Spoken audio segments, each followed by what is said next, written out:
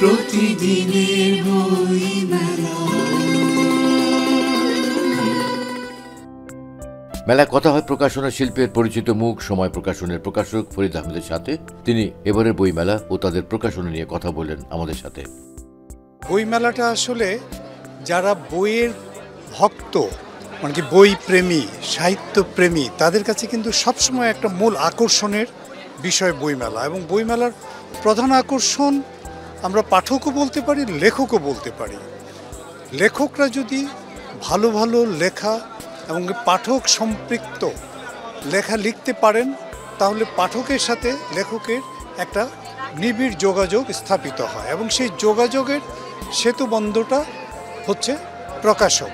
সুতরাং এই যে বই মেলায় প্রকাশকরা এখানে আসেন, প্রকাশকরা লেখকদের অনেক বই প্রকাশ করেন, বই নিয়ে আসেন, কিন্তু আসেন পাঠকদের জন্য।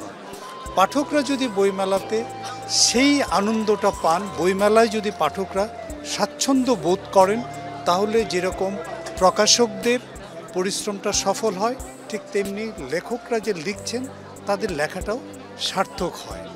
এবারের বইমেলায় আমরা মনে করছি যে আমাদের বইমেলার যারা পাঠক বা যারা ক্রেতা, তারা একটা ভালো রকমের প্রস্তুতি নিয়ে ছুটির দিনে বইমেলায় আসতে পেরেছেন এবং যার জন্য বইমেলাতে তাদের উপস্থিতিটাও অনেক বেশি দেখা যাচ্ছে এবং তারা বই কিনতে পারছেন, স্বাচ্ছন্দ্যভাবে ঘোরাফেরা করে নিজের পছন্দ মতো বই কিনতে পারছেন, যেটা একটা বইমেলার মূল উদ্দেশ্যই হচ্ছে এটা।